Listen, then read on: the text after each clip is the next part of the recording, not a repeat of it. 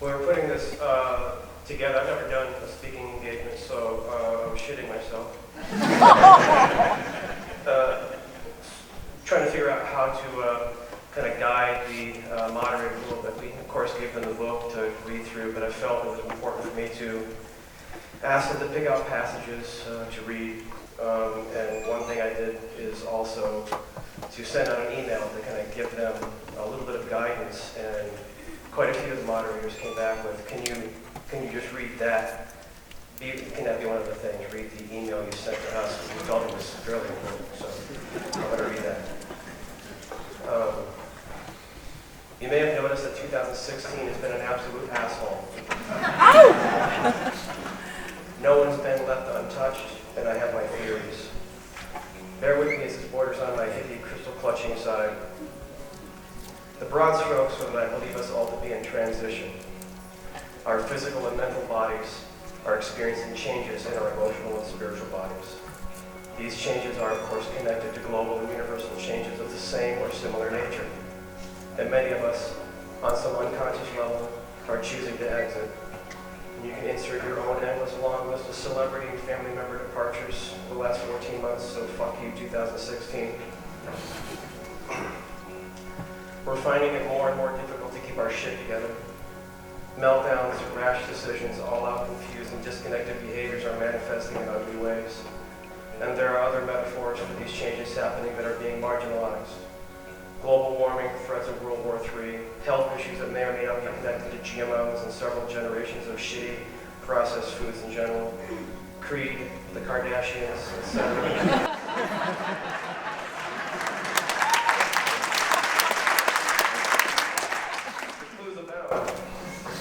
There are countless wonderful manifestations as well, but the media and the social media can't cash in on those, so the rub wins out most of the time. Conscious, connected breathing has never been more important than it is right now. Or just consciousness and a sense of connection in general. I felt these changes coming a long time ago. It's what drove the wanderlust that led me to Jerome via Los Angeles. Some of this is hinted at or touched upon in this biography.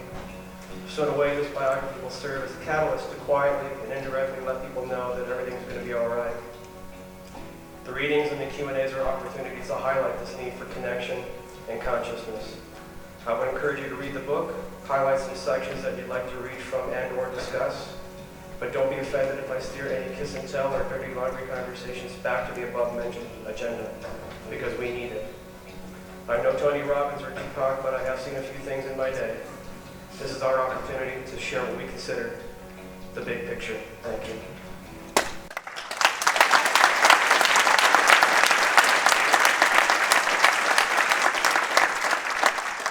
My turn.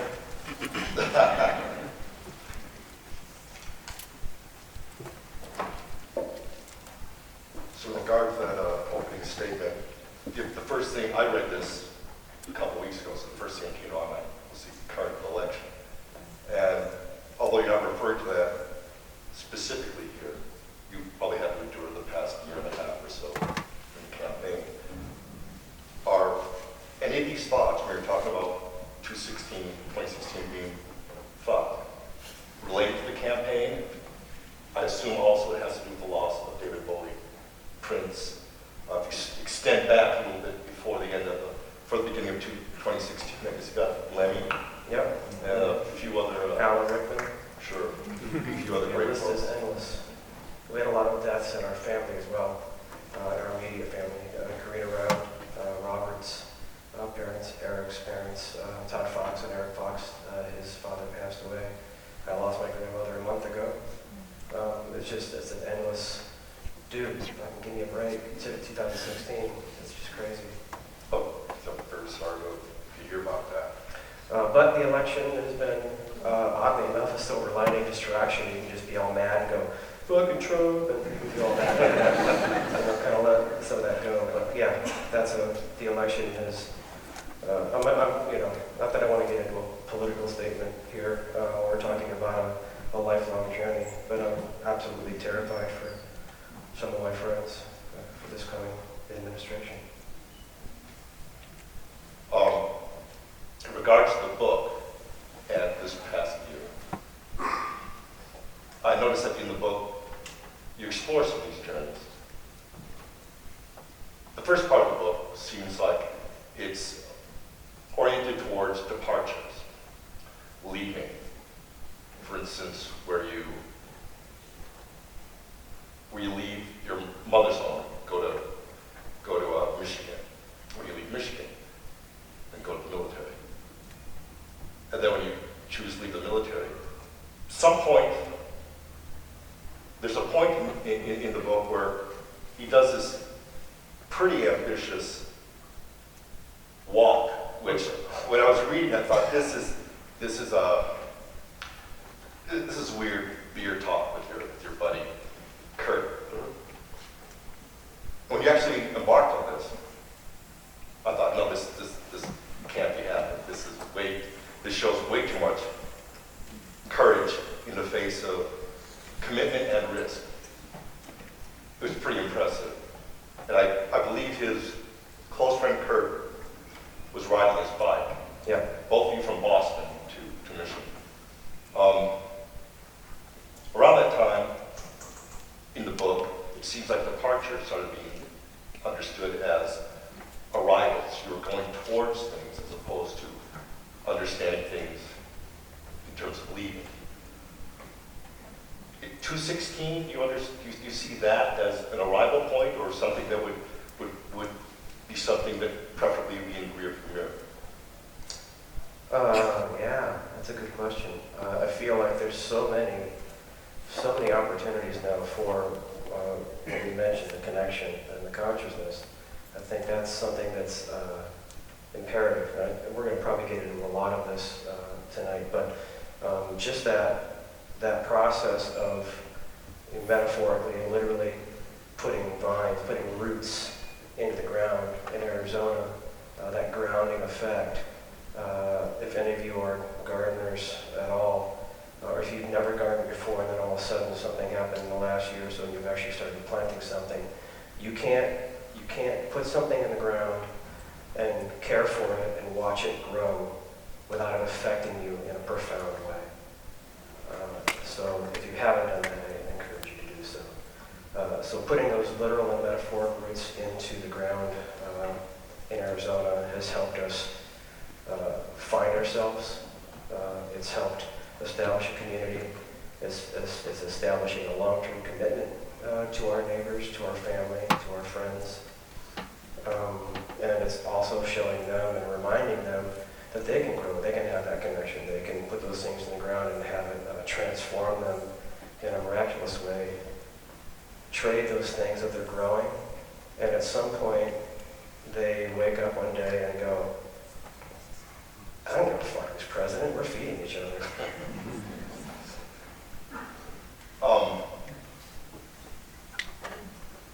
Now, I understood this book chronologically, so that was a big jump for me. That's towards the end. Okay, like I said, we'll get back. But everything thematically is linked together.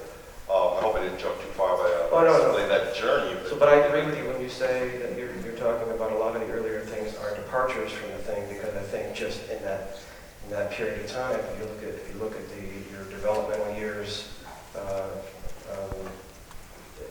from basically, from 0 to 6th grade, there's shit that happens to you. And a lot of it's just kind of happening to you. And it's in a way forming you. And then I think kind of spend your junior high, high school years, those things, you start to grow into that damage, into those positive experiences. You start to become who you are based on that environmental stimulus in a way. So you start kind of becoming yourself. So when you're leaving going away from a thing or toward a thing in that period of time, you're not really sure what you're doing because you're not even quite sure who you are. No, that's right. That is interesting. The departures you experienced earlier were not of your own making. These were things that were thrust upon you. Now, when you get into the military, the departure there wasn't something that was thrust upon you, unless you want to consider it being thrust upon you by yourself. It was a commitment. It seems like it was a commitment that you made, that you stuck to, and that seems to be the last departure. And after that, your life seems to become organized in terms of arrivals. really when you and Kurt set out on that journey to go from Boston all the way to Michigan, Kurt by bike, and on foot. So it's pretty amazing. A few little hitchhikes, I imagine. But yeah, I mean, it was my 25th year. It was Kurt's 25th year. My father was turning 50 that year. Kurt's father was 50 years older than he was. He was turning 75, and our hometown was turning 100. So Kurt and I, drunk, of course, one night went, of course we have to travel 800 miles on a foot and bike. But that makes sense. So, right there makes sense. The fact that you did it is I'm not confirming or denying anything, Your Honor. I only put 2 marks on this page because for some reason I thought I could commit everything to memory. I'd go back and I'd remark it. So of course I can't do that anymore. Probably could have done it 30 years ago. But 2 of those evenings with my friends. But one of the marks I made was actually what he does to reference.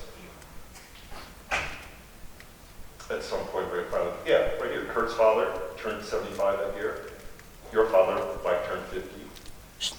And I'm going to have to put my glasses on at some point. And celebrating 25th birthdays in the spring.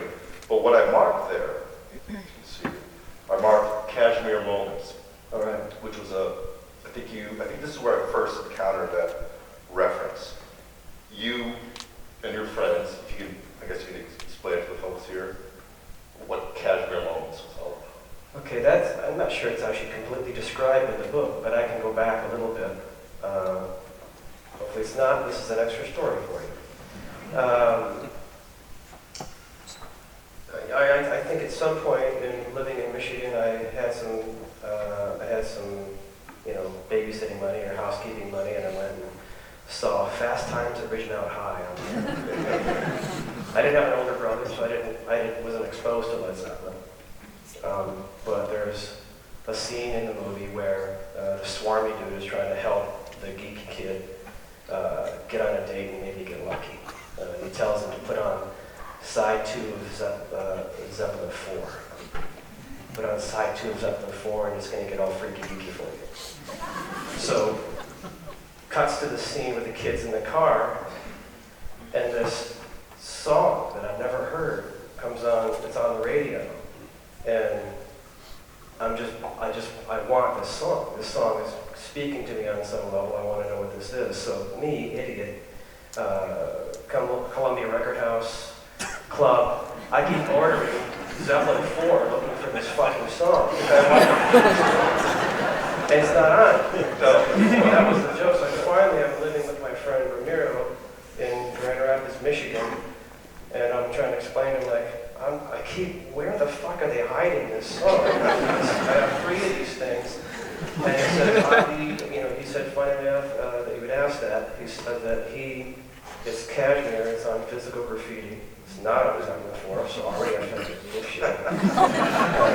But I said, well, let's hear it. He goes, well, I don't have it because every time I have it on cassette, the cassette gets eaten or left in the sun, or if I have it on vinyl, it gets warped or somebody scratches it or the cat runs across it. So he doesn't even have the song because every time he actually has a copy of it, it goes away in some weird, strange way. So finally, months later, he comes home. He's got his brother's only copy of Physical Graffiti. We put it on, and we're going to listen to it. And he warns me, we have to listen to it all the way through. Because if we don't listen to the song all the way through, bad shit happens. So of course, we listened to it all the way through like 4 times. And then we're listening to it the 5th time, and then somebody says, hey, can you help me move this stuff down this, like Frank gets a call, we're going to go help a friend move some things. Pop out, come back, the back door is kicked in, TV, stereo, everything's gone. The only thing that's left, as far as musical equipment, my 4-track that I was recording all this stuff and all the CAD stuff, the 4-track, all the cassettes, everything, microphones, bass, everything gone. All that's left is the sleeve, the album, or Physical Graffiti with the other piece of vinyl in it. Kashmir was on the fucking turntable. So, we respect Kashmir, top to bottom, unless you want to lose your keys or your way.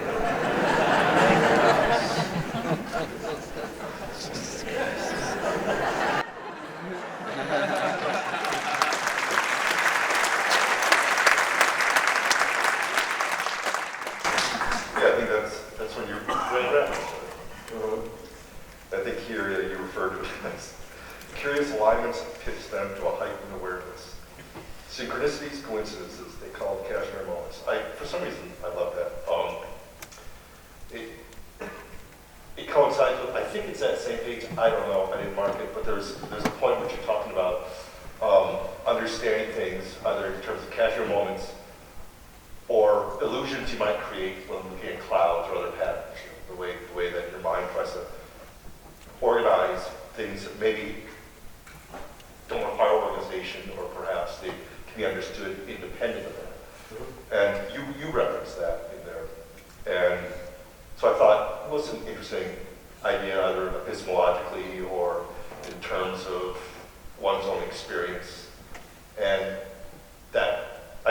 plus, it just, Kashmir moments, that just sounds like something I would have said, like, with Right. friends of mine would have said, you know, growing up, and it would be something. It just has that journey, that deeper understanding or accidental meeting connotation to it anyway. It has a personal culture to it. That's something that definitely reference your situation with your friends, definitely would occur.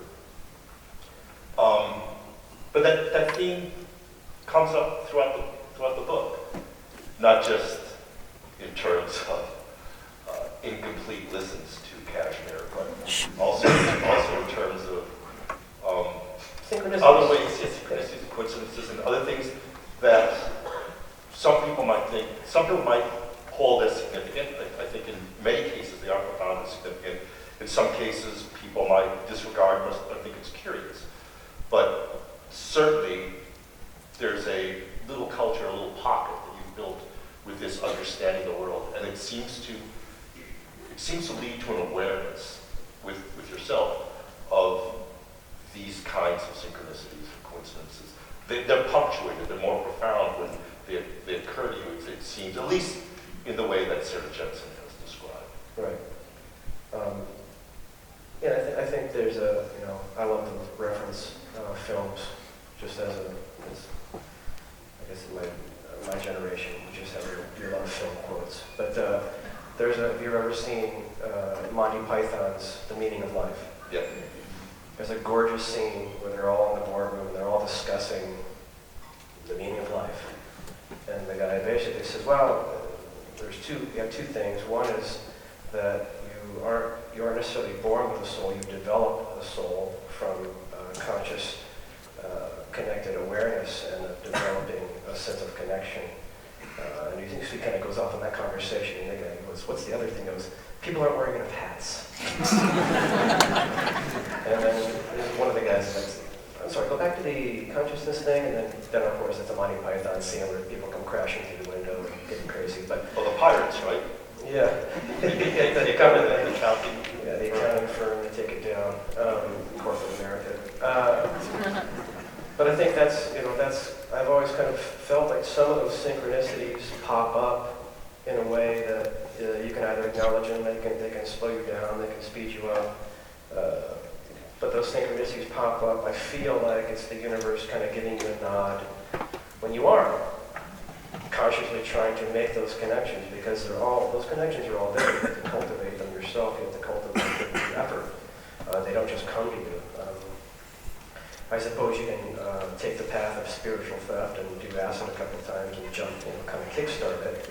But if you actually get there with conscious breathing and conscious focus and awareness and trying to find that quiet space in yourself, it's much easier and it's much more rewarding when you have, there's just more to it, and there's more connection to it, and you start seeing more connections because of it. Yeah, that's one thing I noticed, is that some of these profound experiences, whether they're profound or not, you interpret them as profound, and sometimes it gives you direction, Yeah. or it might confirm a choice you made. Did you find that always been the case, or is this a this what's documented in this particular story? Are there other occasions where perhaps you wouldn't find reward with that?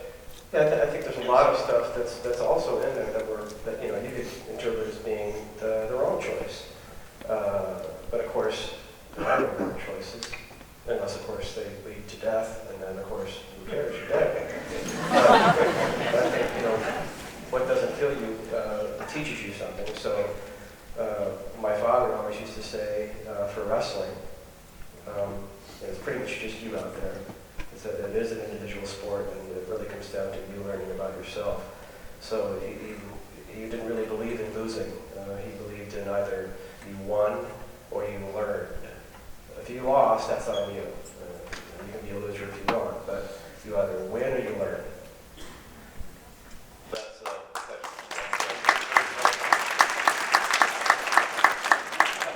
Specifically, I think many successful, at least athletes, many successful people in business have described that kind of understanding of dealing with failure, I suppose, is how they might characterize it.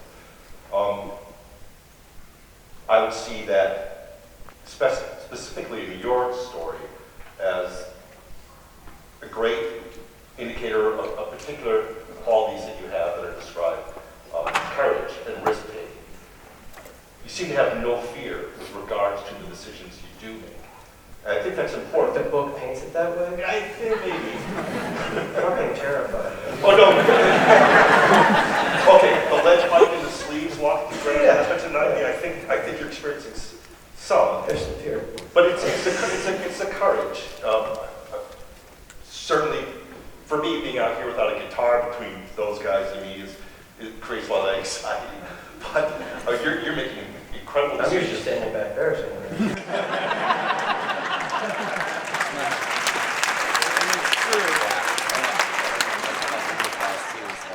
Way in the back. I think some of these decisions require this kind of courage, right? And you didn't seem to be afraid of failure at all. And I'm trying to understand if this is something you learned. You referenced wrestling earlier, but also in your cross-country running. You ran cross-country, I think you started in junior high or early in high school? I did a little bit of track and saw some potential, but when I got to Michigan, my dad kind of nudged me toward football for, that lasted for about a week when they realized that I sucked at that pretty bad. and I was immediately put on the cross-country team, which was a wise choice. That was, I made it, and when I came home, my dad wanted to sit me down and talk about possibly leaving the football team and going to the cross-country team. And I said, stop it right there. I already joined the cross-country team. Is this where you perhaps you develop an understanding of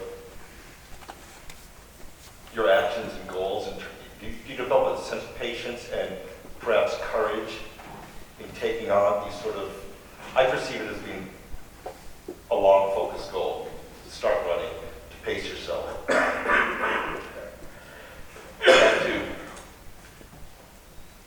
To have the journey be the goal as opposed to the finish line. It seems like many of your undertakings seem to be oriented towards the experience and toward learning and toward growing, and not necessarily goal-oriented. Specifically, in one occasion, the way you handled the forming of the band, your Tool, you weren't oriented towards making a bunch of money or having an incredibly the kind of rewards that people might expect from starting a rock band, especially in Hollywood. Oh God, yeah. You weren't oriented toward that at all, and it seemed to keep you sort of centered and focused on attending to the music and what it was you're doing in the creative process, and not losing sight of that. And I think it's easy to lose sight of it, especially when you're in the middle of it, and then some of that success comes along, and you're either being manipulated and dragged around and tossed about, or you're getting caught up in the poisons that come along with losing your vision on those journeys. And LA is definitely a culprit. I'm sure that Seattle was for a while too, during the whole Mungie movement. So I think Mungie, grungy McMunch. Just like it's just there's so much. You're just trying to make music, and all of a sudden somebody comes along and tosses out a buzzword attaches itself to this kind of, all of a sudden, everybody who's here with an instrument strapped on is now lumped into this category where you've been boxed in by a cliche or just a buzzword. And that could be hard to get out of, especially if, as an artist, I want to make it better. I want to figure out some way to make the puzzle resolve itself in a good way. So it was very interesting to all of a sudden have all of that focus that started in Seattle and seeped its way all the way down to LA, where every balding ponytail dude with a jean jacket was signing whatever he could sign because he didn't understand it. I mean, literally just like, I don't understand this, I need to sign it. Because there's all this crazy stuff happening in Seattle, and I want to be the next guy who found the next big thing. And the next big thing was it was gone. That was one thing. It was Nirvana, and it went, and it was it. And everybody tried to catch all those farts in a jar. Of course, what ends up panning out, of course, is the guys who were kind of dedicated to their craft and were trying to do the right thing. Of course, they shook out, and they're still around doing, we're still doing our thing. So, but I think that in that initial frenzy, you can really, really lose your way. Sure. You seemed oriented toward the craft. So you're having your rewards by participating in that, as opposed to, and you would identify that with other people, working with other people you might meet who would have other ambitions, or other goals in mind, or perhaps lose sight of the goal they did have in mind. It's so much of the way you paced yourself, and throughout the book, even when you start the winery, the wine farm, you have an understanding of pacing. And is this something that you think you developed through your cross-country experience? I think part of it was cross-country. Part of it is living in Michigan. I mean, I will assume it's the same for people living in Washington. We're snow shovelers, so you can't get from A to B without removing this obstacle every winter between where you want to go, and you have to do it. There's nobody that's going to do it for you. Our driveway was a quarter-mile long before it got to a dirt road, which is another quarter-mile long before it got to the paved road. So there's almost a half a mile of snow between me and my goal. So that was, shoveling snow and snow blowing and those kind of things to get to where you wanted to be. And my dad was out there, 6 a.m., 5 a.m. with the snowblower going, making me come out and help him. Prick. You learn that discipline of like there's steps between where you need to go, and there's a lot of tedious steps that you have to navigate to get to those things. And I feel like that's important to understand that every day there should be those steps. There should be something in your day that's getting you towards some long-term thing you have in mind you want to get to, and you have to fight through that. What might seem tedious and monotonous for your day, but it's building something for you in the future that won't make any sense now. It'll make sense in 10 years. I think you were coaching for a bit. You're coaching underclassmen with cross country, right? Was it wrestling as well? And I think you said something. What you just said, you said in some other words, I suppose, to a high school freshman. That was surprising to have that kind of perspective that you could share with others who are perhaps involved in this struggle, in this pursuit, this very specific mild struggle, but one nonetheless. And to have that insight and to share it, I thought showed a self-awareness and maturity that I think many people don't develop at that young age. And to share it and to encourage and to foster, in a way, growing the character and ability of these younger kids, that also is impressive. I think I have an understanding that perhaps you learned that from some of your teachers. Absolutely, and I think that's, of course I don't know, I didn't go to high school last week, so I don't know what it's like at high schools now, but when I was in high school, you had a couple freeloaders that were just kind of teachers looking for a pension and kind of coasting through. But there was still a set of teachers that had a curriculum, that had a goal, and if you didn't pay attention, if you weren't aware and present in their class, you weren't going to pass the class. And people were terrified and were trying to figure out ways to not get those teachers. And my dad was one of them. Earth science, biology, and environmental studies. And if you didn't pay attention in his class, you failed the class. My stepmother was Spanish and English lit and English. And same thing, if you weren't paying attention in her class. So I kind of had that discipline already kind of there, but there were other teachers, same thing, very creative, thinking outside the box teachers that kind of pushed me that way. And I feel like after I graduated, I watched as the education system was slowly dismantled. The art programs, the music programs were gone. My dad's environmental studies class, all of a sudden they were like, well, we have to standardize all these tests and it can no longer be the way you were teaching is not fitting into our format anymore. So they basically forced me into retirement early so that they could make people stupider. Now that you look at some of the curriculum and the way it's set up, there's no teamwork. My dad would always have everybody break up into teams, and you all had to do your piece, so you weren't going to pass the class. There was communication, coordination, and there was retention. That's the thing you actually got out of these teachers in the school at that point, was there was retention. It wasn't just multiple choice and regurgitating. There's another teacher you had. I don't remember his name. Booth Newkirk? Yeah. He would have voted for Trump. He was a prick.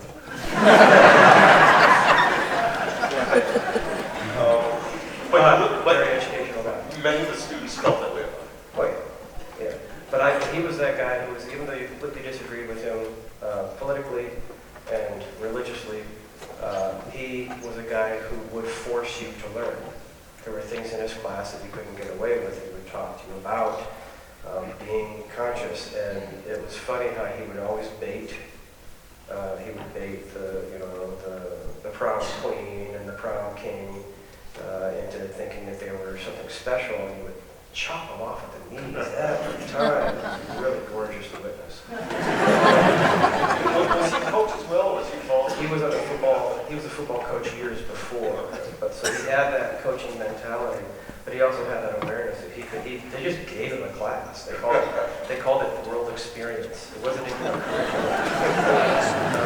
It seemed like he went off syllabus. Oh, way off syllabus. He had, and when he actually retired, he had grandchildren of former students in his class. He was there that long before they forced him out. He just wasn't going to go. His teeth literally fell out on the desk. He would come in, he would take his shoes off, put his shoes on the desk, and kick back. And I guess he leaned forward to bitch at some cheerleader. And one of his fucking teeth fell out of his suit. Then he went, scooped up his tooth, picked up his shoes, and went, good night. And that was it. He quit the next day. Retired. I'm so love this guy's inspiration. Yeah, extremely. Yeah. I'm surprised you didn't name a band, Booth Newkirk, like Leonard Skinner. Yeah. Or Mark Lunsford's band, Mr. Rep in the Calculations. They had that one teacher. No, I couldn't name it after him because he was staunch. He was the other side of things. He would have to name some kind of weird skinhead band. I'm Paul Ding, not a skinhead. I think we had a similar teacher, the Gold Gloves boxer when he was younger. He jogged to work every morning. Just got up and jogged about Mr. Craig. He taught math, sort of. He would have conversations about whatever he saw in the news that morning, the job work, and lecture the kids about it. I don't think he ever taught any math, but pretty good grades. He was terrified of it because he'd call you up to the blackboard and then ask why you weren't prepared. Yeah, well, at least ask me. Well, that was what Booth would do. He would ask you, what was the price of gold this morning? Sure, something ridiculous. And then most kids wouldn't know, but then the kiss asses would come 3 days later and he would ask what the price of gold was. They would go, oh, it was this. And he would go, so?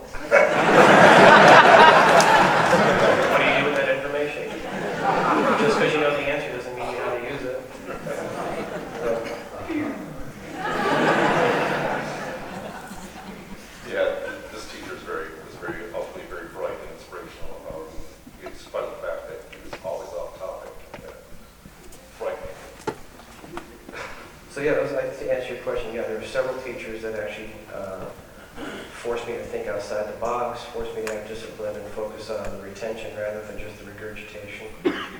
Very important, I think, an important skill. And they encourage you to understand learning in terms of learning, not just rote. Yeah, certainly many people I know, many of the people I know or met over the past 20 or 30 years in bands have had similar experiences. Well, especially here in Seattle, there are a lot of people who went to Evergreen State College, which was an alternative college. They like that place.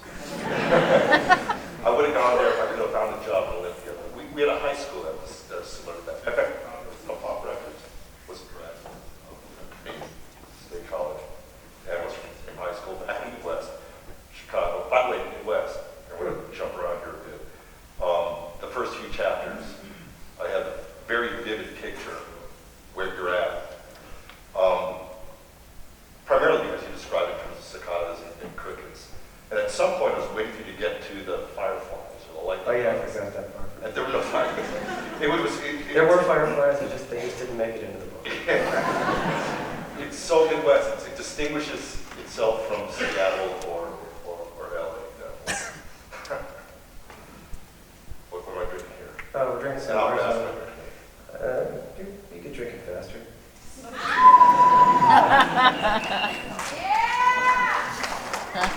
So there was a letter you gave me that I gave you many years ago. I have it up here. I wasn't sure if you wanted me to read that or not. Is it too late for that? I love it. I'd like to read it. It's whether you feel comfortable or not. This is. This is the one time that somebody's actually brought me something that I wrote to them specifically. So I felt like it's a little. Well, it's our connection. I could show how it came back. Maynard sent me a book about sometime in the early 90s. It's called The Great Pyramid Decoded by Peter, I can't pronounce it, LeifH. Yeah, he's probably in jail now. I never read the book.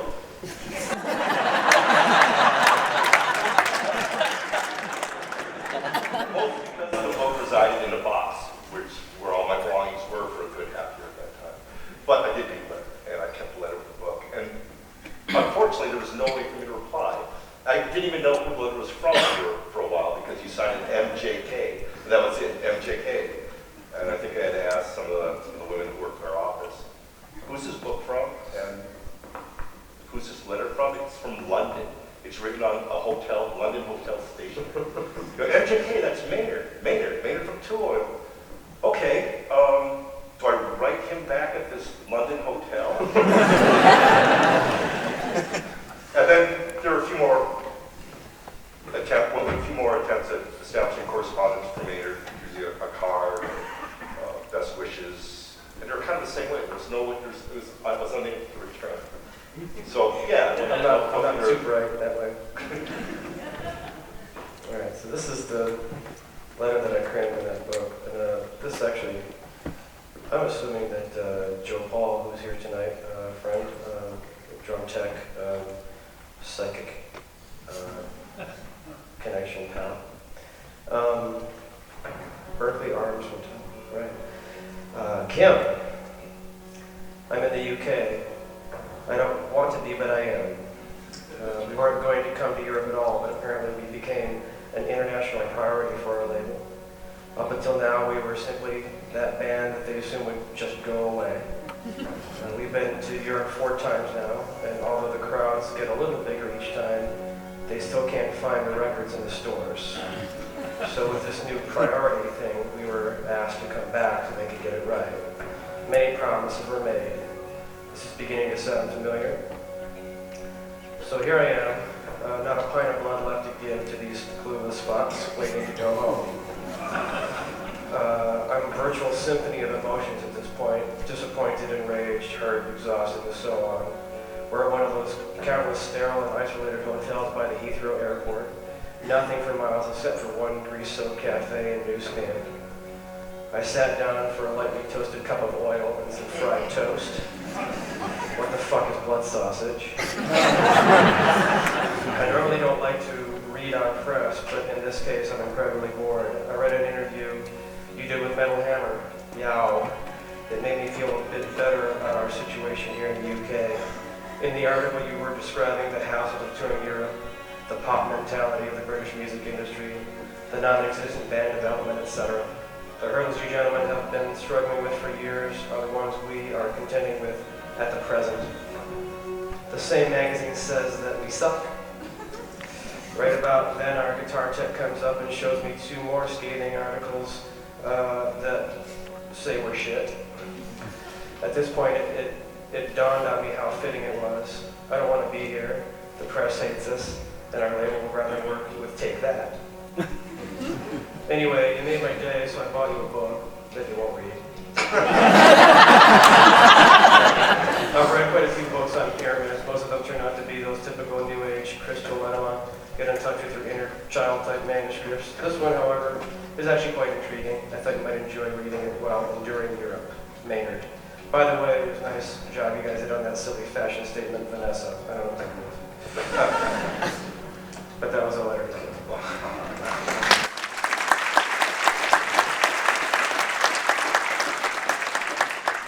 I'm trying to remember who Vanessa was, and best of your figure was that she's at MTV. Is that it? Probably. Yeah. Wow. Take that. You know, that was the best articulation of something that was shared by almost every rock band I know who toured Europe at the time. It's a lot better now. Yeah, rich. We endured. There were certain impediments, not having cell phones at that time, and just calling back home was difficult. Having different stamps and different money every other day, Every day. different country. They covered that. And some borders for a while. I imagine they'll build their own walls. Brexit.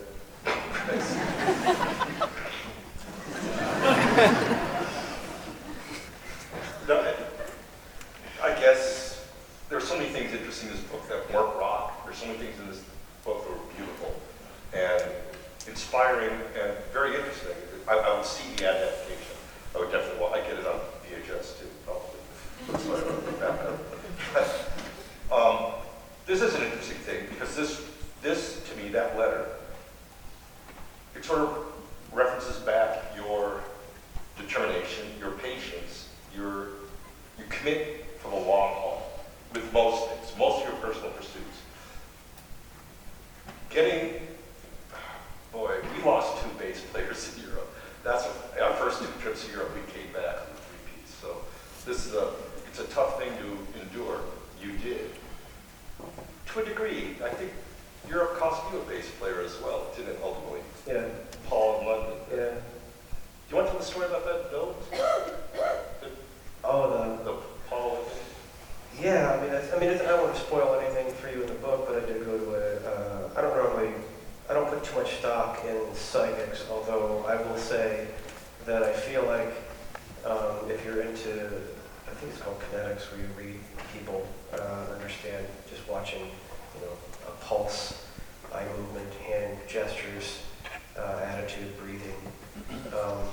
I feel like tarot readers, psychics, if they're worth their salt, they're really good at those cold readings on people.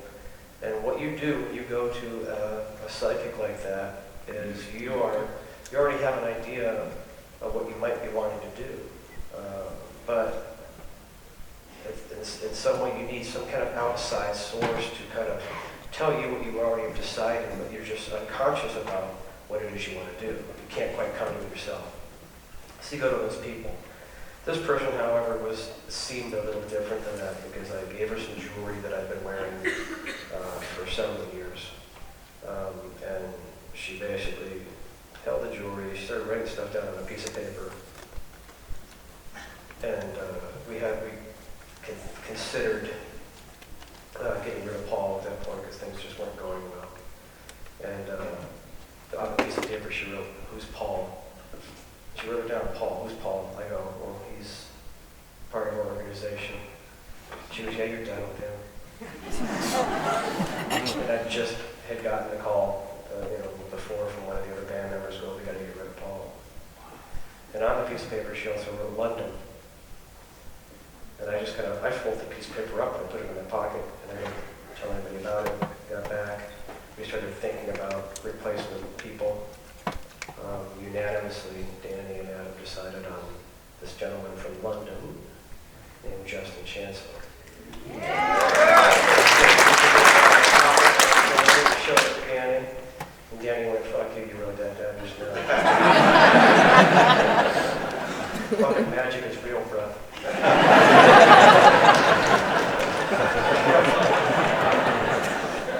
That's one of the great insights from this is that whether or not you want to take stock in psychics or tarot, which I personally wouldn't, but there's too much other wonder and mystery of those Kashmir moments. Yeah. These things are And I think that was a Kashmir moment. Honestly. Yes, and that is just the nature of living in society. These things happen. They're profound. They're wonderful. They can direct you. They can scare you. And for some reason, these things motivated you, or many of them seem to have motivated you. Besides the fact that you had an incredible internal self-motivation, I wonder what that's like. Seriously, I wonder what that would be like.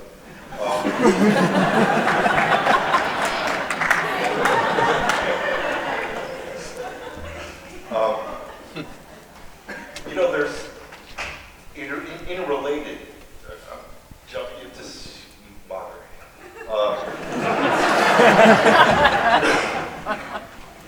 It was just some teach me out wine and then let the conversation roll, but this, it figures importantly in the book, but it figures importantly.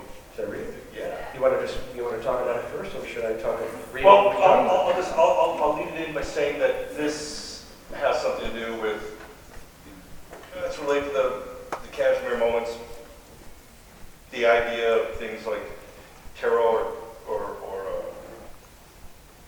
psychics. I don't want to generally label those things, but more importantly, the idea of the personal insight that you share with people close to you. The idea that's why I would hold up the Kashmir moment as something that is of merited value and insight, and something that you shared in a little pocket culture with your friends. I think those things are strong, and those things are full of questions and mystery. And I think the beauty of much of the world is in question, more so than in the answer. But in this case, you have an experience, a recurring experience that has some weight and profundity to you. But it takes a while for it to manifest itself. When you read this, can you then talk about the period of time in which Absolutely. this would occur? Yes.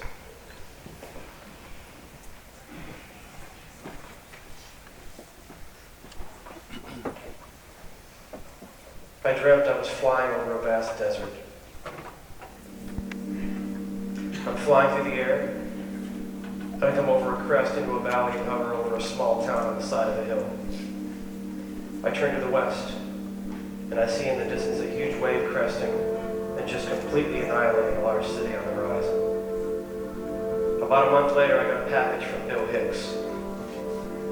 He was in the middle of editing his third album, and he sent me a cassette of the music. He had some questions for me about whether the music fit with the comedy or not. It was called Arizona Bay. I thought about my dream, and I had an idea that it had to be Arizona that I saw.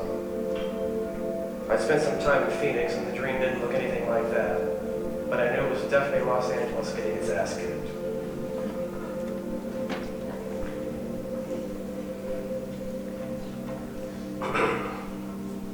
The dream is recurring. I would always have a small town on the side of a hill, and I was upright, floating, almost like I was on a dolly, like Dr. Lecter with a mask and shit, except without the murders. It was interesting how it was a small kind of Italian Mount Etna, Cinque Terre style setting, not very large, but on the side of a hill. Small winding streets, narrow cobblestone, and it always was I would turn and I would see, look at the horizon and see just a lot of chaos in the distance when it was a wave crashing or whatever. And I had that dream quite a few times, and I started to suspect it was Arizona, especially when Bill sent me that cassette. It just kind of ticked something off by me and thought maybe it might be Arizona. And then a friend of mine, what's that? Two quick things. People know who Bill is. Bill Hicks. Bill Hicks, comedian.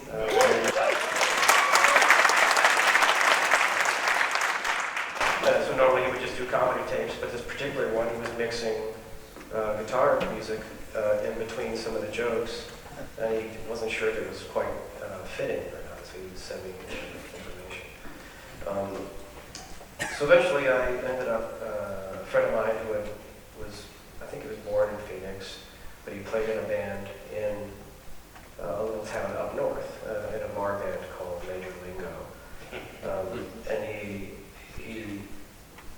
knew that I was kind of talking about Arizona. I don't think he quite remembers that was kind of why the conversation came up. But he's like, let me take you to this place.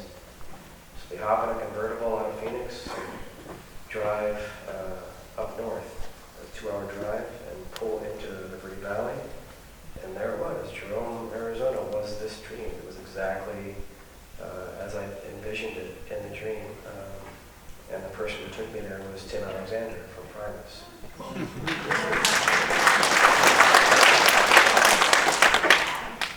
I switched my license over that day, opened up a P.O. box, switched my registration on my car, registered to vote. Didn't help. That's what I think is amazing, that this wasn't a capricious decision. It was one made of a courage and a trust in those. I guess this is some version of Kashmir. So you have some insight, profound. These dreams occurred in the book, and I don't want to make any, hate to try to avoid spoilers, but Han Solo dies, and In what? you experienced an earthquake, sort of. You slept through an earthquake. Yeah, in LA, 94 earthquake, Northridge. You were having these dreams before that earthquake? Yeah. So in a way, the earthquake sort of confirms for you whatever you're extracting from that particular dream. But you don't depart as you did earlier in the book. Right. You arrive, and it gives you a destination. Right. There are many I destinations. already have my fill of LA at that point. I moved to LA in December of '89, basically January '90, and things happened very fast, and the vampires were out. And so I felt like because of that small town in Michigan that I came from, I was able to plant things, watch them grow, and be connected in some way and still create my art. I felt like I wasn't wired for a place like LA. I needed to have a place that I could go to recharge and find that focus so I could return to LA and get my job done.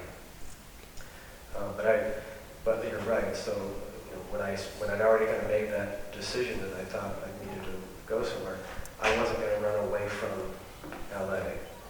I needed to but just go towards some other place, and I didn't know what that place was. And those dreams kept trying to tell me what that place was. And finally, when I actually saw it, I was like, oh, well, this is where this is the destination to. And that itself is where in a way, where we find you now. But at the end of the book, it references a similar topography when you go back to Italy. Yeah. And there you visit a home of your great-grandfather and great-grandmother. And great-grandfather, And it seemed that there was some parallel there. I don't know. very similar town, side of the hill. If I showed you photos of both, one's a little greener because it's in Piemonte. It's up by the French Alps. But it's definitely a very similar cobblestone, small Italian town. Jerome, Jerome, Arizona is that destination, or the place of your again, I don't know if there's the story of Luca Corrado helping me find the house. Is that in the book?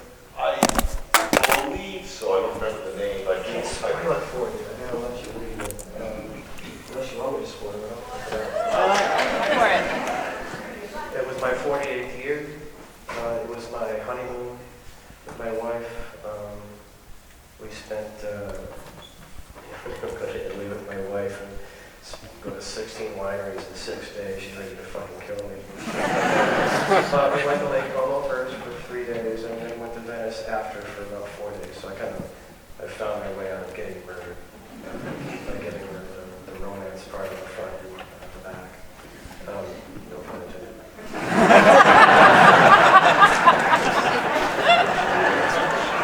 I'm gonna shut up now. No, so it was my 48th year. So those dragon, I'm a dragon. So that was my year of the dragon.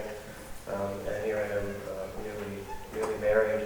And I knew that my family was somewhere in the Valle de Susa, kind of northwest Italy, in Piemonte area. I wasn't sure where. So in the midst of going around all these wineries, I went to see Luca Corrado from Vieti Wines. And Luca, wonderful person, very giving, taking me out on tour. And I'm here, tomorrow's my birthday, and we're going to go up. We're just going to go to Susa just to look around and see if I can find anything. And he goes, I skied with the chief of police in Susa when I make a call. So we're running around the winery. He's busting out every bottle he can, and there's cheese and bread flying everywhere, and he keeps checking his phone, and gets back to pouring. And so meanwhile, his wife is on the phone. She's trying to figure it out. And he goes, what is your great grandfather's name? Marzo. And they go, okay, well tomorrow you're not going to Susa. You're going 4 miles north of there into a place called Venaus, Venaus. And you're going to go to Venaus and you're going to meet a woman at the desk there. The city hall is only open for 2 hours, from 10 to noon. So you got to get out early and get there and be there on time because they'll close. So I get there, there's all this stuff going on in the office. Small town, gorgeous. It's like a little white steeple church with these green mountains and snow caps in the background in the French Alps. And I go into the office and there's all this stuff going on, and I can see over here there's a room with a guy in a suit and 3 people. Looks like they're taking a deposition over here, so I don't want to disturb them. I'll just stand in the hall. And I look at the desk, and the woman who's behind the desk motions to me, and her name tag is Ileana Marzo. So she's a relative, a distant relative. Already I'm freaking out, and I look up at the wall, and there's the war memorial from World War II of all the names of the soldiers, and it's Durbiano Marzo, Durbiano Marzo, Marzo, Durbiano Marzo. Durbiano is my great-grandmother's name. So it turns out that name is from Venaus, and the people waiting in the other room are Mayor Durbiano, my distant cousin, and 3 people, one of which is a local paper, and 2 are Italian newspapers, wanted to write a story on my homecoming. They took me around the town. They took me to the building, tried to sell it to me. The building was broken down and fallen apart, complete disrepair, but it was the building where my grandmother, my great-grandfather, and my great-great-grandfather were all born and raised in that building, in that town. Wow. So that kind of and it would, had I not said something to Luca Corrado, had he not skied with the chief of police in Susa, I would not have found that building in that town. So that was absolutely a fucking Keenan moment. Yeah, that is pretty crazy. Like, it's just incredibly unusual. I don't think I know anybody else that's had a similar experience. So for that reason, when you find that connection, I think that's speaking to what you're talking about with this dream, finding this little town in Arizona. I think that's in you somewhere. That's in your DNA. You remember some of the places where you came from and felt most connected. So having 3 or 4 generations of my father's mother's side of the family in that building for that long in that place, that has to leave some kind of a mark on you so that when I find a place like Jerome, Arizona, it's obvious I'm supposed to be there. I feel best there, I can create best there, I can breathe freely there, I can recharge there. Then I can go out and do that horrible shit like you saw heard about in the UK, trying to tour against all odds. You can recharge that battery and go and be that warrior of sorts. That's when I read that, I tried to imagine, well, maybe I should have had that kind of experience. My parents come from India, and I don't fully understand that particular lineage. You feel like maybe perhaps I should endeavor that kind of pursuit. But certainly the fact that you did that and were rewarded is, to me, it seems like it's probably a rare occurrence, a rare experience. Yeah, I don't think that a lot of people can say that, especially in World War II, a lot of records being destroyed and damaged. Sure, exactly, that's right.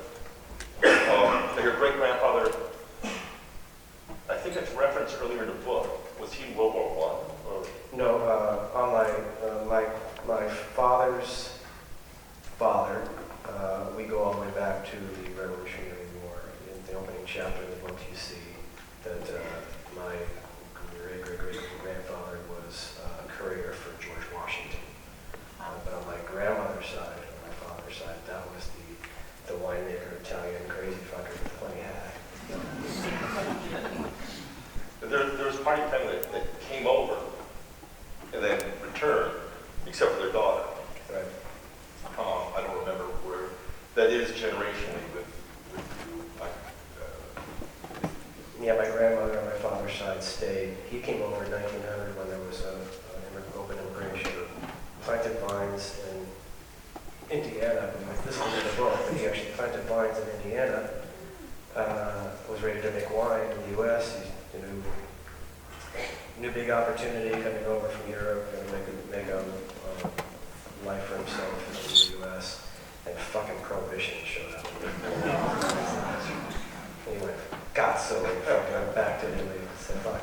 That ties in later because when you go to Jerome, there's some older women who Yeah, the Tamale ladies. saved some cuttings. Yeah, the Tamale ladies were a pair of sisters in Jerome. They just died about 9 years ago. 102 and 104. Wow. They lived a nice long life. But one of them was married to a Spanish gentleman who was brought over by the Italian mining executives who wanted wine. So there were actually vines all throughout Arizona, in northern Arizona, in that area, because of all the mining. They have to maintain their water rights, they have to kind of use some of the land. So if these veins dried up, if these ore bodies dried up, they had to figure out ways to maintain their water rights and their land holdings by coming up with some other activity. And unanimously from their consultants, it was vineyards. So there were vineyards all over around Sedona, Jerome area, and the same thing, Prohibition came along and they pulled them all out. So somehow, the Tamale ladies, Aurelia specifically, the wife of the Spanish gentleman, she kept cuttings from that period of time and kept them whenever she moved to a different house, because people were very good about taking care of them because they were getting older. They would move them around in different places. She kept taking those cuttings with her around to all the places she lived. So I ended up getting, it was almost dead, it was done. I took a cutting from it, managed to salvage 7 vines out of it. I planted those propagated and turned into 70 vines, and now I have a half an acre of that grape growing over in the Cornville area of Arizona that survived 100 years.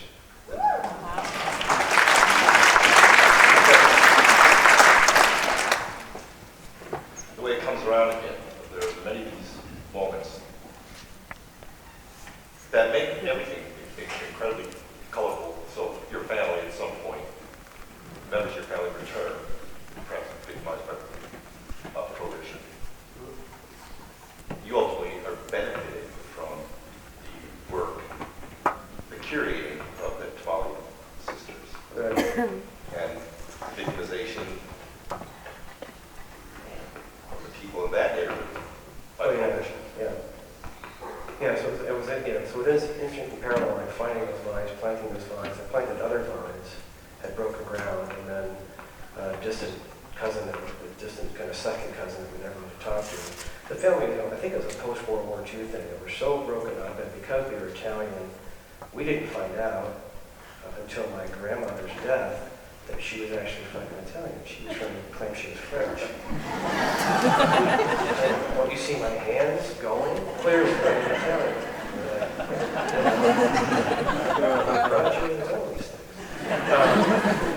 So, what do you mean? She kept saying she was Marceau. So our family was kind of disconnected, so we didn't know a lot of our own family history. It was only in the last decade that I was able to unearth a lot of these things, like reaching out to distant cousins, putting pieces together. And I didn't know that my great-grandfather had planted vines or had any vines at all until I was actually planting vines and cultivating vines in Arizona. I had a distant cousin say, you know that your great-grandfather actually was a winemaker on vineyards, right? No, I had no idea. That's insane. To me, that's amazing. Just the question, there's no real answer there. It's just another set of questions. Yeah, you kind of go, I think I'm on the right path. I mean, because shit, that doesn't seem random.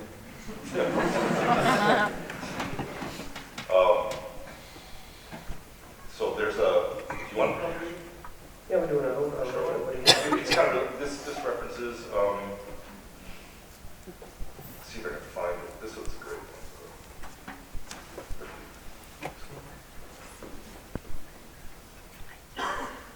No, okay, I'll take this one.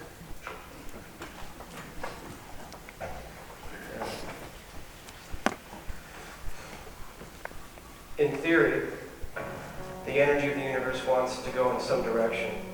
You have a goal, and you push. You have a goal, and the push and pull of opposites is what gets you there. Grand Rapids is a Garden of Eden, where rents are cheap and families nearby, and most people aren't motivated to leave because it's so easy to stick around. Here in the garden, everything's cozy. One school of thought says, we've reached our goal when we have everything we need, and there are no distractions pulling us toward anything anymore. Keep all the conflict and the darkness away, and life is perfect.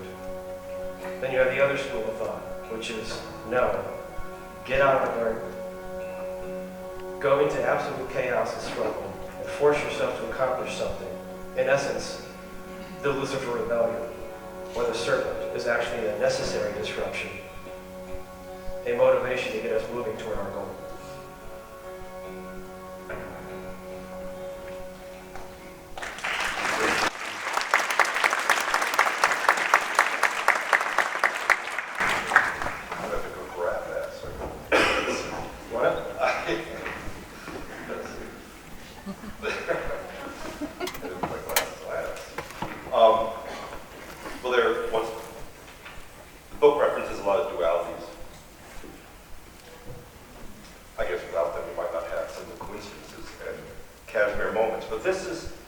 This points at that risk taking, the courage that you've shown through many pursuits, whether it was cross country or the military or tool or with Pussicum. I want to make a connection there with you and Bill Hicks and the work you do with Laura Milligan in the county. But this particularly describes, I think, a universal experience where you refer to creating a situation where I think one person can create a situation where there's no distractions, everything is safe and things are regimented to press forward, or to go into the absolute chaos and struggle.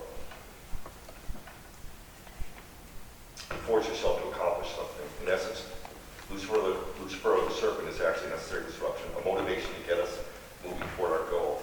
But you seem to detach and uproot yourself in a few situations. You keep yourself tethered. I would certainly say to your folks and your friends in Boston, your family in Scotland, your family and your friends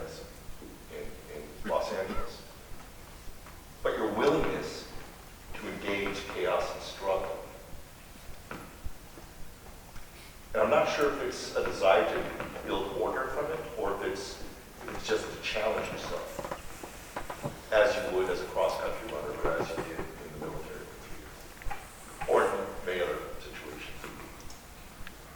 I don't know. I think part of, again, there's that kind of Western idea that you work for a while, and then you retire.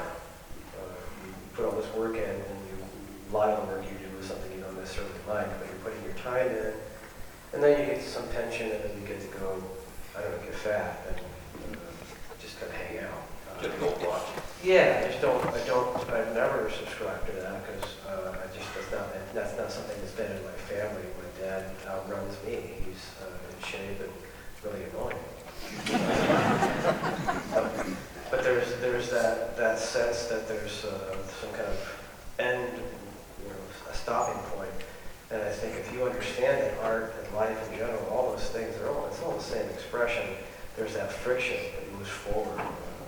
I've always used the metaphor of the violin or the cello. It's wood that's been twisted in impossible angles and dried, and then these tense strings stretched across it, and they're taut, and then that friction, that chaos of dragging the bow across those strings, that connection, that friction is where the release is, and that's the thing that moves your heart, keeps your blood flowing, and inspires you. So I think, but you forget that you hear the beautiful part, but you forget that all of that is tension and stress and struggle and chaos, and that's going to happen until you draw your last breath. If you can get your head around that, you're going to get a lot of shit done. If you can just understand that there is no coasting, there is no lollygagging, there is no safe spot. It is change. It's breathing. It's change. It's movement.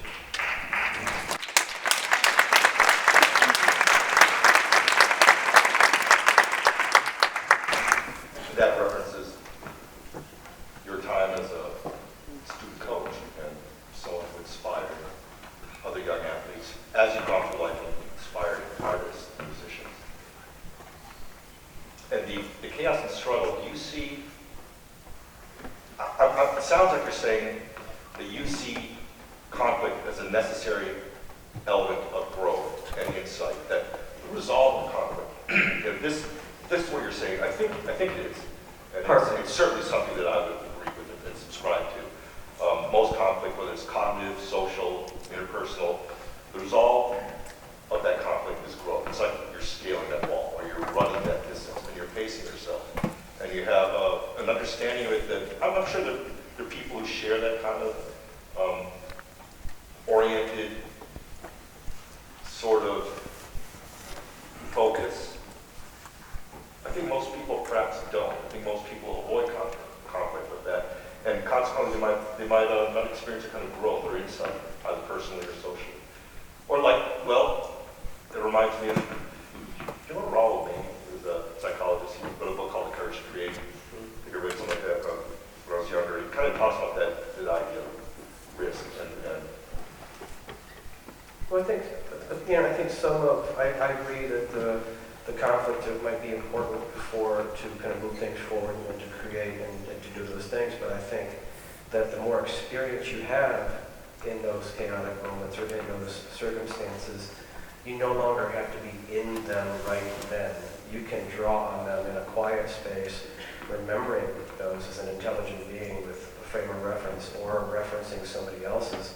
An intelligent person isn't necessarily a person who finds out that you can blow your brains out by putting a gun to your head. You know from somebody else's experience that that's a stupid idea. So you draw on those things from memory, from a distance, from other people's experience, and it's still some kind of form of chaos. And I think every now and then it's good to, when you settle in it too much and you're kind of coasting in those places, I think it's good to shake it up a little bit. But I think as the older you get, you don't necessarily want it to be, you don't want it to leave a mark. It's fun. Grandpa's tired. Is that what you were getting at, basically? that's what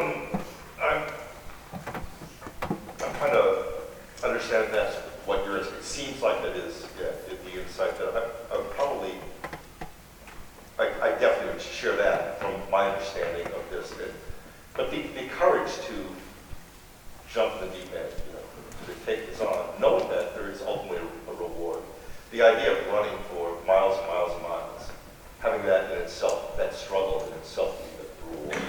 And part of the creative process is that kind of struggle and chaos, whether you're someone who wants to perhaps bring order and sense or organization to something that seems to be chaotic, or whether you're liberating something by creating chaos from the form.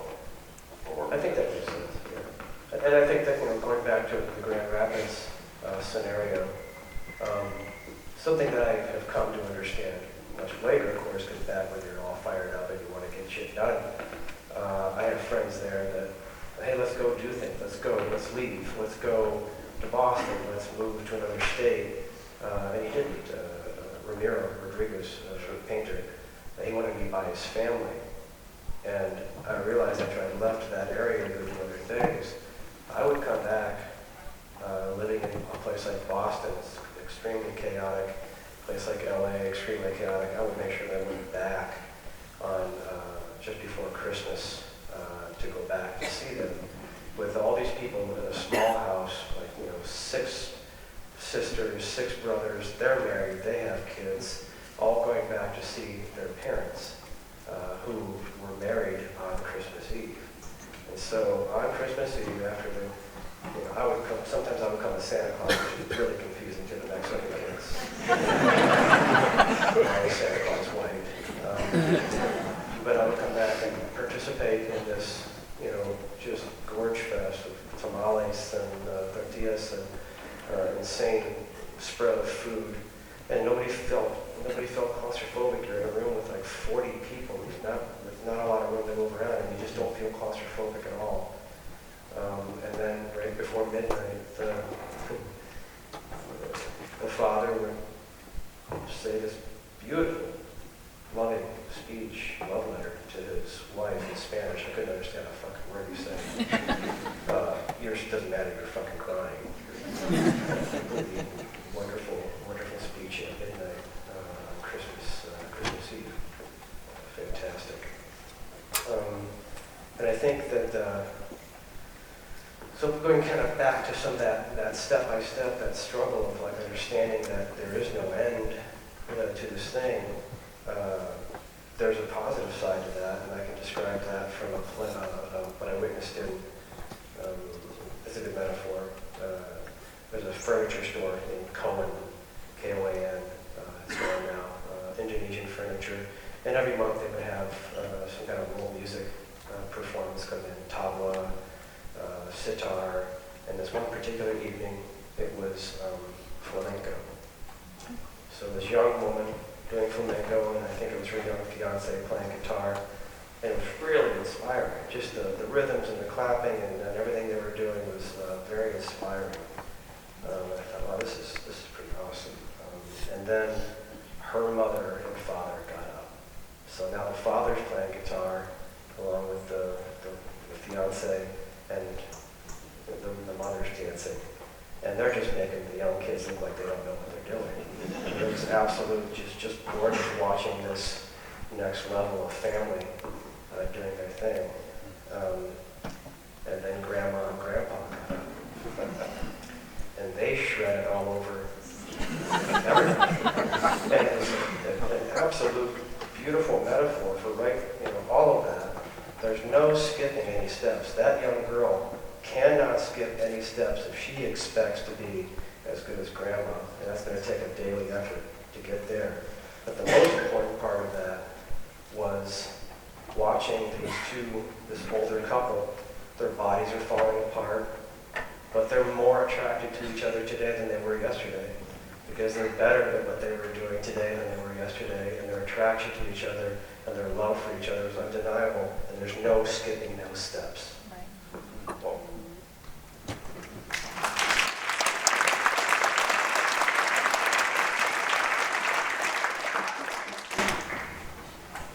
Well, I'm not totally sure where we are on I think what we had wanted to do we ended up going to this thing. Yeah. And I think that's right, because we just talked about Grand Rapids, so this is probably... Yeah, this is the band you're in Grand Rapids, the Children of the Anachronistic Dynasty. Now, it was our school. It had to be pretentious in our school. So they wrote this, in the notes, they wrote CAD speech, capital C-A-D, and I thought, oh, it has something to do with caduceus flines, right? But Synchronicity. what does that mean? It's Children of the Anachronistic Dynasty. So this is the manifesto that you wrote in the 80s.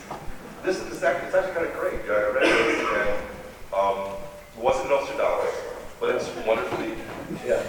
And so this was on that task that I mentioned being ripped off because of listening to Kashmir and but it was like we would do the 4-track Korg Super Drone, which was a little bass, and then get it onto a cassette, and then I would dump the cassette one at a time and go sell it at the local record store. And this was the manifesto that I would print out and fold up and stick in the handmade paper sleeve that went with the cassette.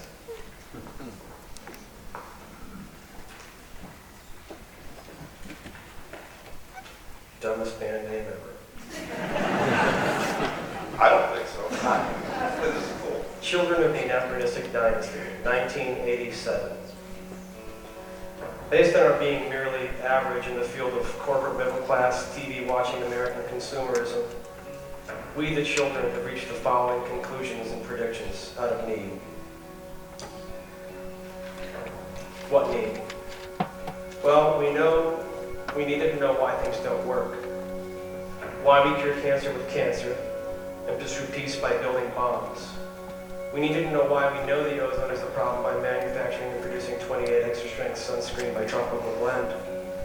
We needed to know why we, in our advanced state of space travel and genetic research, haven't discovered a cure for AIDS as of yet, and why we attempt to end racial prejudice by acknowledging the separation. We needed to know why we think that he who dies with the most toys is the winner, and why all that we consider success can be physically taken away from us. Why? Because we are victims of a dualistic cause-effect paradigm that merely lacks empathy. 1 + 1 + 1 equals 1. Unless you're a slave to this dualistic Western Rambo culture, and then 1 + 1 equals 2. No longer do we experience the harmonious interaction between each other and our environment. All that we see experienced here is in twos, like opposites, black and white, good and bad, us and them. Therefore, we, the children, have reached the fear of the following. In 5 years, we will discover a cure for AIDS merely because it began to seriously affect heterosexuals 1 year previous. In 10 years, there will be no more cold winters. In 10 years, heat from unfiltered ultraviolet sun rays will result in drought and frenzy. Drought and frenzy will result in mass starvation and race riots. In 10 years, those without toys will take from those with toys, and soon all the toys will break, become meaningless, and be forgotten. In 10 years, the Mercedes, the job securities, the stocks, the bank accounts, and the master's degrees will no longer be considered elements of success. In 12 years, safe shelter, food, extra ammo for the rifle, surviving a raid or making a profitable raid, or just plain surviving will be considered true success. In 15 years, fewer and fewer will be successful because of lesser and lesser food for which to be successful. In 15 years, those who establish isolated strongholds because they felt they were superior breed or race will find that the person in the bunk next to them is more of a derelict and an imbecile than the person or persons they burned or murdered 5 years earlier merely because of their color. In 15 years, this tape will not matter. The instruments used to play and produce it will not matter, and whether you have the few dollars it takes to purchase it will not matter. But what is said on it is timeless. It cannot be erased or taken away from us. It is forever. And in 20 years, when the ice caps have melted, Mother Nature will have another go at it.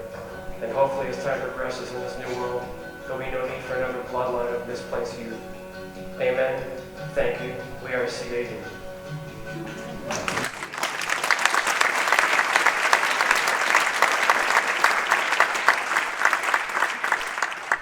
No, that was in 87. You know, well, Just came true. yeah.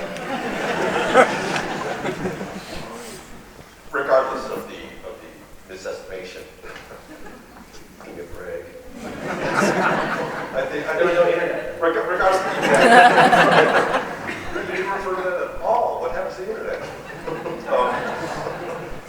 Regardless of the duration, yes, at some point, inevitably, society, everything falls apart, and so there's entropy in the world. I know that doesn't necessarily refer to social organizations, but there's a pretty good history of those not succeeding either. So,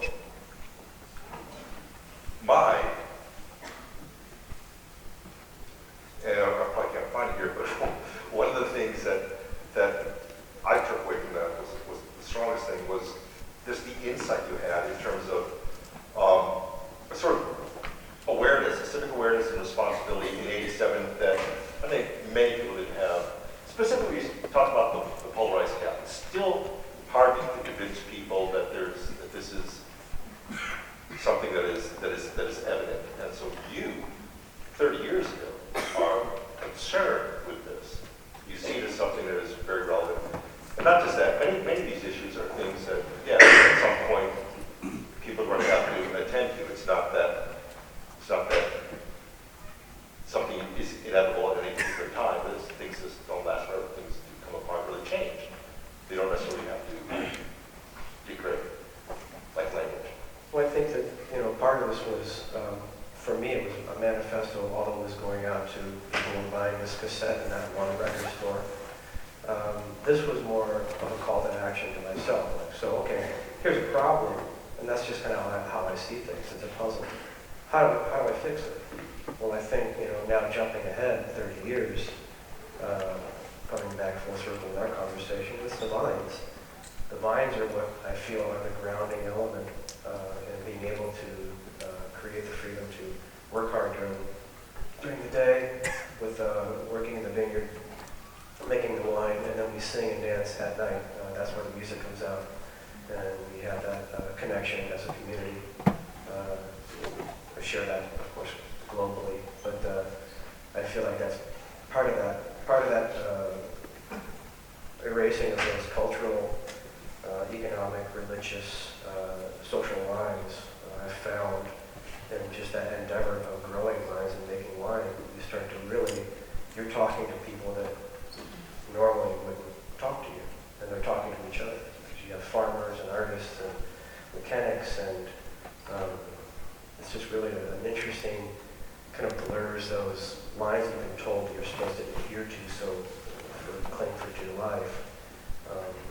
So I feel like it's been a positive move. So as part of the solution from that dark manifesto, I feel like we found a little glimmer of light, a silver thread.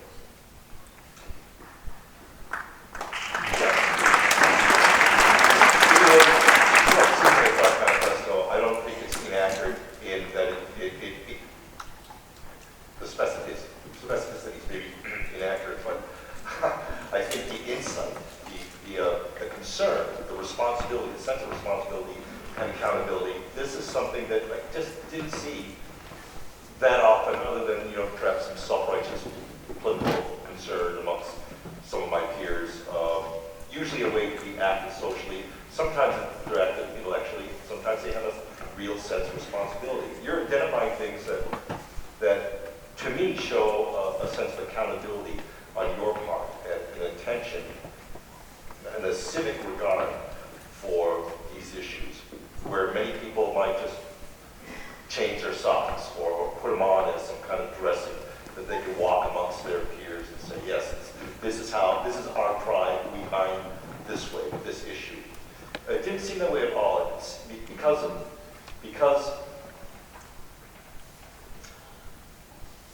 a little bit of the youth and the sense of urgency, but really the sense of accountability. Yeah, and I think that's kind of why I haven't really been extremely political over the years. Tom Morello is always trying to get me to go, freak out at some thing. And I've always kind of felt like that's great for Bruce Springsteen, and that's great for them to have that voice out there, to be running around being angry about bathroom policies.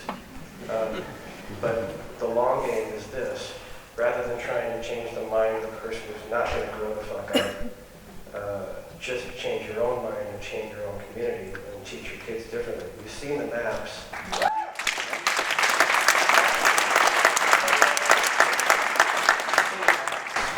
kids under 30, it's a blue country. It's not this weird divided thing. If you look at the age groups, we're already nurturing these people in the right direction to find a connection with each other. We're grumbling over dinosaurs, finding their scraps right now. You have to understand that a lot of that shit is going to go away. Those old cronies that are worried about peeing next to a transsexual. That's fucking great. You just did.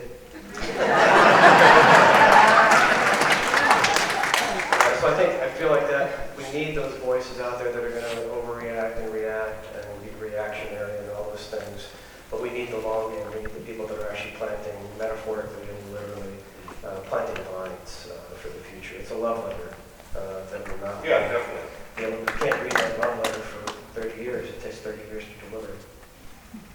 Wow.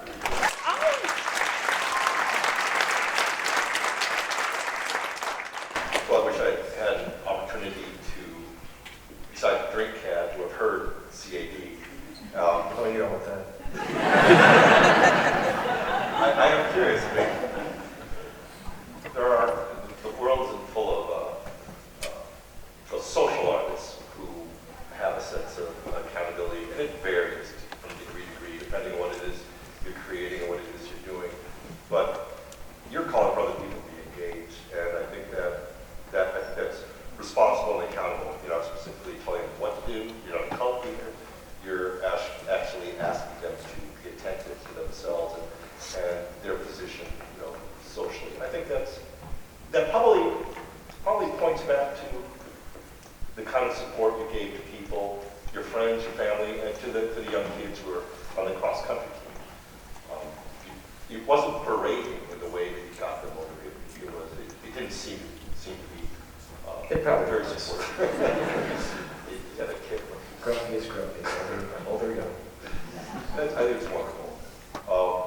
And the book is, I don't like biographies, so I like this one. I mean, I read enough baseball ones and a few rock ones. I read the Kiss back. Of course you did. Yeah.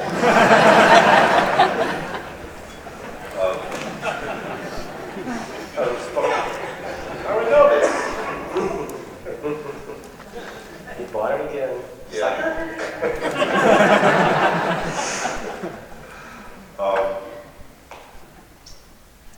Should we take some? Yeah, I think we have a couple Q&As. The mic should be set up. If you can call the names of the people. Sure. They have some pretty specific questions they're supposed to be reading. So, We go ahead and call about some. yeah, just ask the top names and find a way. Dave Blank. Well, they're going to set up the mic. The mic's already set up? The mics are already set up, I believe. Dave, over there. I see motion. You see where the mics are? Not only there. Over there. There's the mic to you. There's the mic over there. Copy that.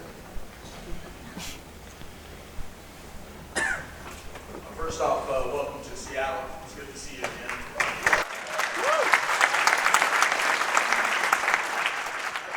A lot of people in this hall were at the Pussifer show last, so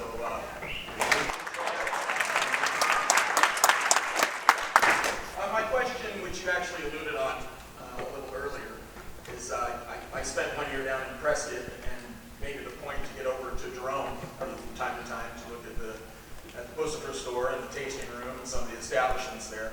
And so the question is, since you've already alluded to what kind of brought you there, what is it specifically about that area, the climate, the geology, that one is keeping you there, and two, is Jerome going to kind of be your forever place, or do you see yourself in time maybe trying different avenues, different areas? Well, I think I like to kind of ride that, walk that tightrope of artistic and utilitarian, so that metaphorical, that metaphysical thing is very inspiring to me. Believing in magic, but having my feet on the ground as a wrestler, as a runner, you have to have your grounding to be able to stay connected, so you can let your free flag fly, but maintain some kind of grounding. And I think there is that energy. There was those dreams. The dreams were obvious, but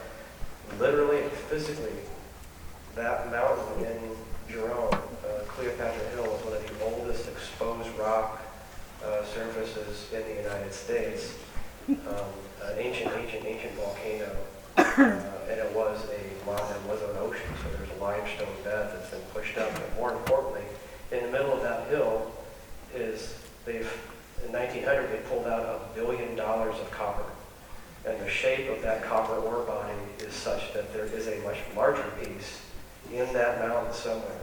So quite literally, it's like copper wire. There is energy generated on that spot like a vortex, times 20, because it's actual copper wire that generates and conducts energy. So I think that's partly why I'm inspired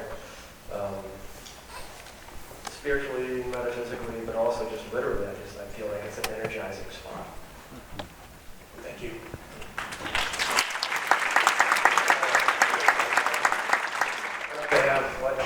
Are we able to get light on the ghosts in the corner? Can you guys see? Yep. Can you see David? No?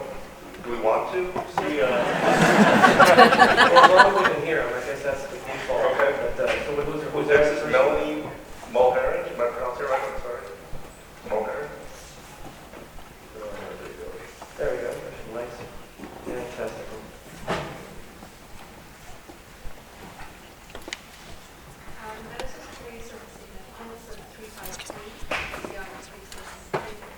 When I'm afraid to go into that, because I don't think people understand Kabbalah, I just say that it's the population of Jerome.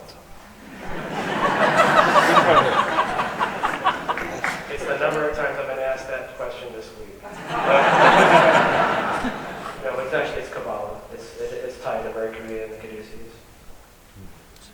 Do your research. Good luck. I have no idea.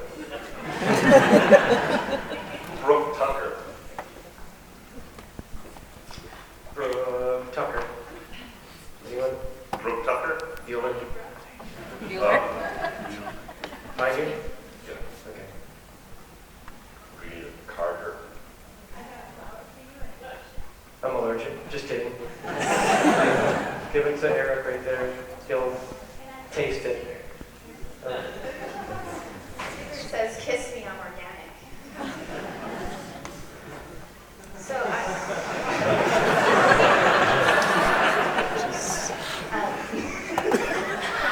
Not hungry.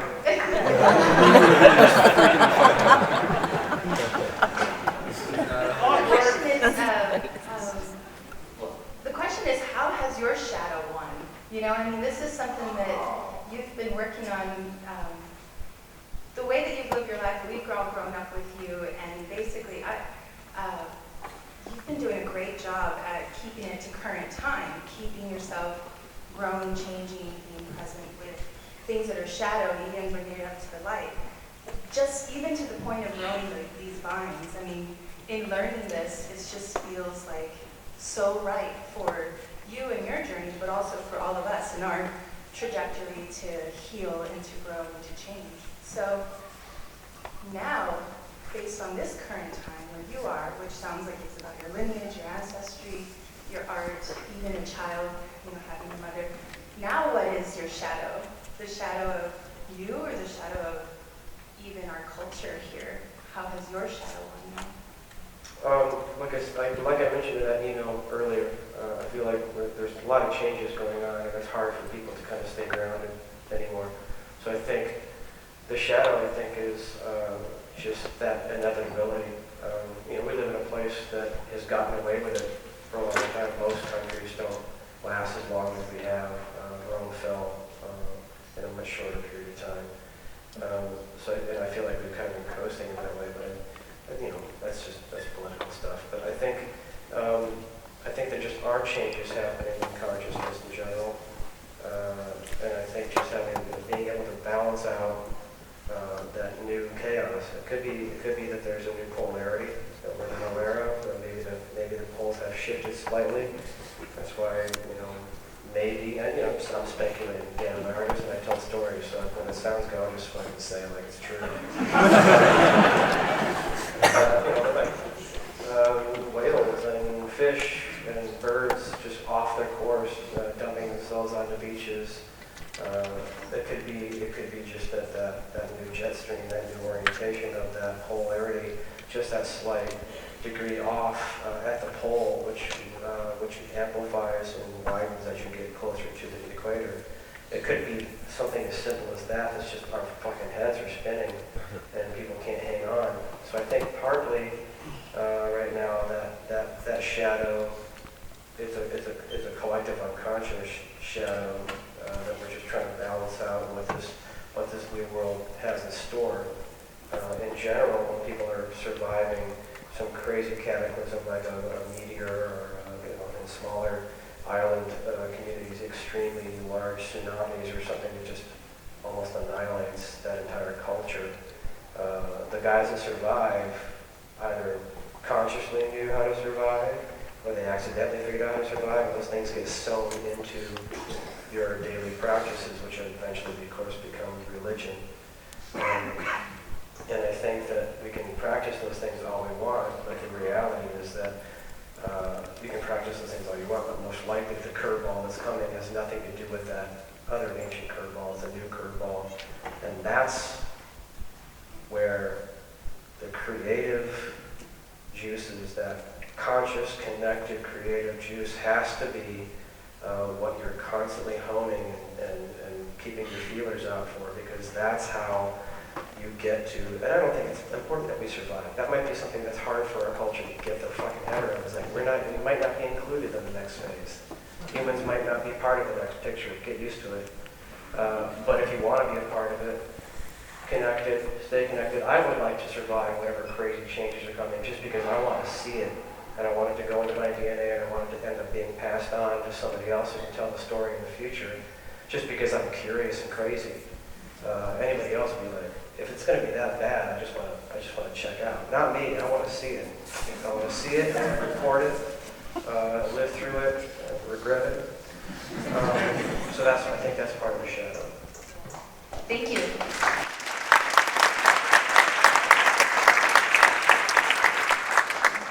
You need to reference the collective unconscious thing.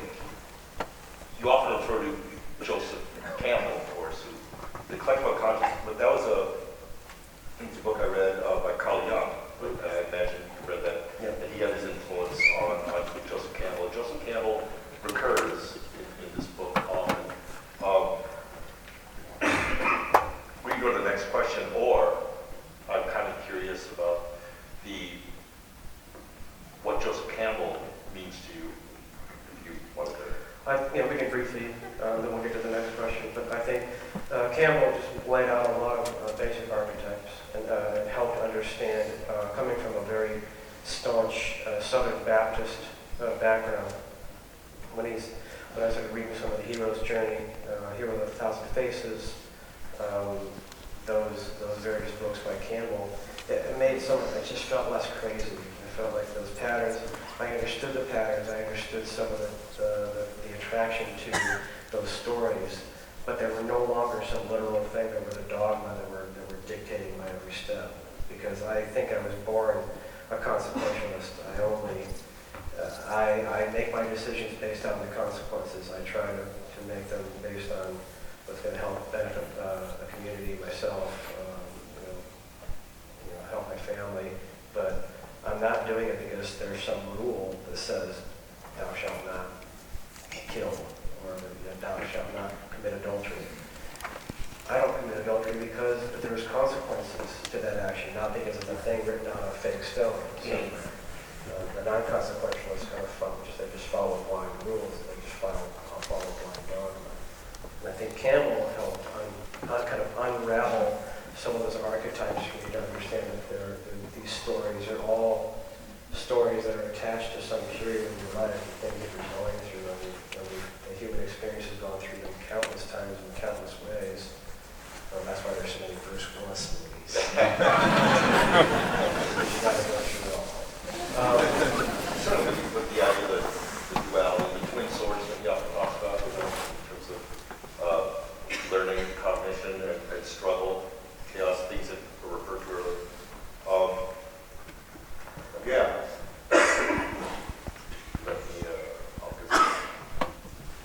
I did want to make a point that I didn't make earlier that's in the book that I think is an attribute of yours which I think is wonderful, and it's something that we didn't discuss in terms of your focus, the courage, and the risk. But when you refer to thou shalt not kill, it made me think of the many references to your compassion. And the things that usually are indicative of a compassionate person to me is someone who's willing to be protective and defensive of, and to engage in a relationship, no matter how taxing it might be, and to embrace the ultimate loss of pets or other animals and persons of other species. You have a wonderful relationship. You have a menagerie that you establish.